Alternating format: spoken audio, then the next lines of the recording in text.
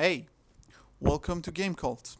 This is my first video actually on this channel, and what I wanted to do actually is to make some comparison about video games and some books, or generally making critical analysis over video games. Because I do actually think they need it, because video games, in comparison to cinema, or video games in comparison to cinema, music, or even books.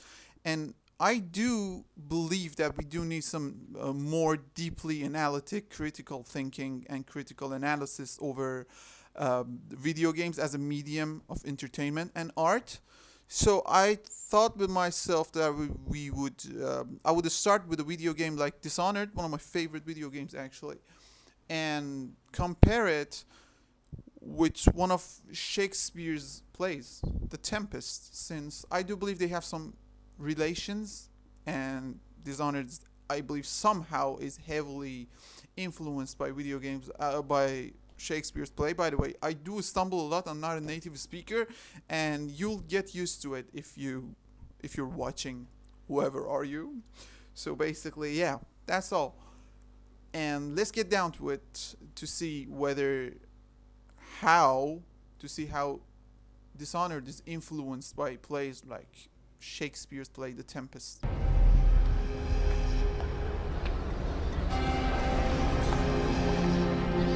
All members of the watch, we are now under high alarm. Stay alert and detain any suspicious person on site. Attention all citizens. By order of the Lord Regent of the City Watch, all contaminated buildings are strictly off limits. Signs of sickness and plague must be reported to the authorities at once. By the laws of the Lord Regent, report all sleepers. Clear them out. Don't let us be. No!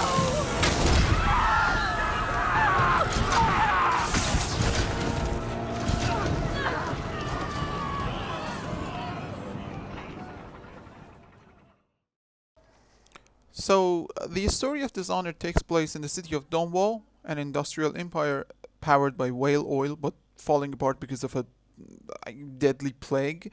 And you play as Corvo Itano, a bodyguard to Empress Caldwin. At the start of the game, Corvo returns from a mission to get help for the plague crisis, but right after he delivers the message, assassins suddenly appear and kill the Empress. Also, they kidnap the daughter, Emily, the rightful heir to the throne. And then Corvo is sentenced to go to prison for about 6 months after that. Corvo escapes with the help of a group called the Loyalists, a secret organization that still supports Emily, the rightful heir to the throne. They hide Corvo in a pub called the Hound Pits and help him plan to take down the people responsible for the coup. Around this time, Corvo is visited in a dream by a mysterious figure known as the Outsider, who gives him supernatural powers. These powers let Corvo teleport short distances, possess animals, people, slow time, summon swarms of rats, and stuff like that.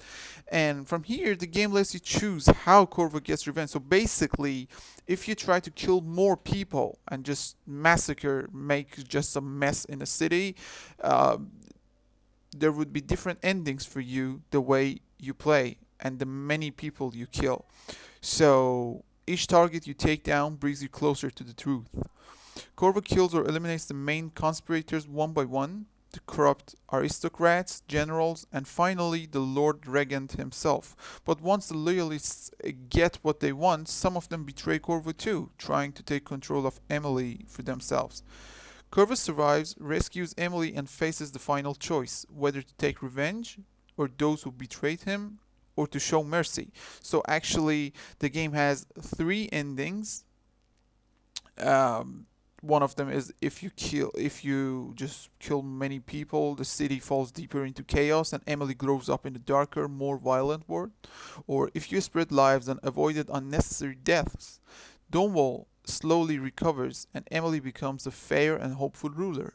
So Dishonored is ultimately about choice. You start as a loyal protector, become an assassin through betrayal, and decide what kind of personal legend Corvo will be by the end.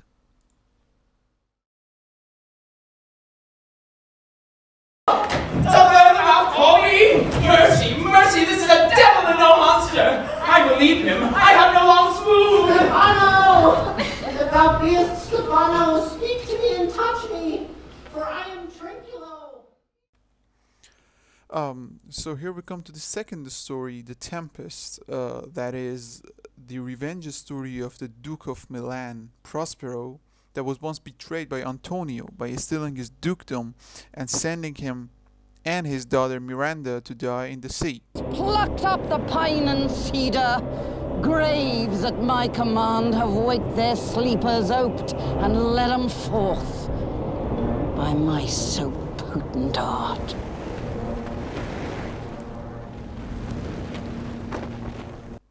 After that, Prospero learned magic from his books. He freed a spirit called Oriole, who became his helper and enslaved a creature named Caliban, who once lived on the island with his witch mother.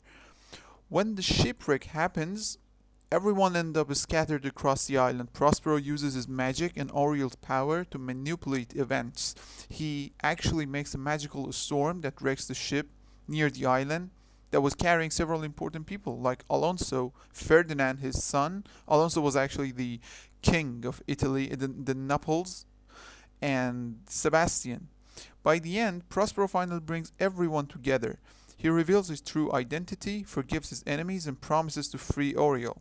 Alonso apologizes for his part in the betrayal, and Ferdinand and Miranda love each other. They used to love each other back then, and Alonso actually helps to unite them, the two families. Prospero then decides to give up his magic. He breaks his staff, drowns his books, and prepares to return to Milan to reclaim his title. The play ends with peace, forgiveness, and freedom.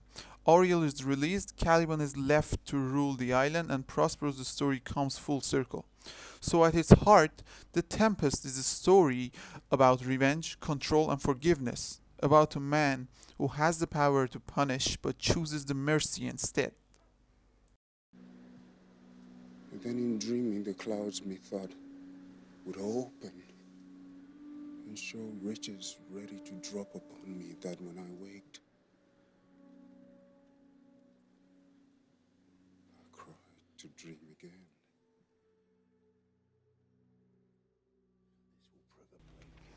So you see how these stories share some similarities. Both Corvo and Prospero, the protagonists, got betrayed, one by a duke and the other by a spy master.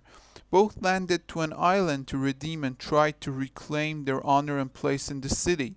Prospero got his magic from Oriole and Corvo from the outsider. Both had a daughter, Miranda and Emily actually, that was somehow rightful to the heir, and both used magic to stop the cruelty and take revenge. Well, in Corvo's story, the Dishonored narration, there is no actual option to forgive the enemies that caused you or betrayed you, but the way you play the game and being merciful and kill less people, you would get to the good ending. That's not such a thing in Prospero's actually Tempest, the story by Shakespeare, but that's all. So there has never been any direct talk or reference by the directors of Dishonored that they said it was influenced by Shakespeare's play, but yet they still share some common ground in terms of a story and campaign. That was all for this video, and thank you for listening and watching actually, because yeah, that's it. Thank you. See you all soon. And you will play a pivotal role in the days to come. For this I have chosen you and drawn you into the void. I am the outsider, and this is my mark. There are forces in the world and beyond the world, great forces that men call magic. And now, these forces will serve your will. Use this newfound power, my gift to you. Come find me.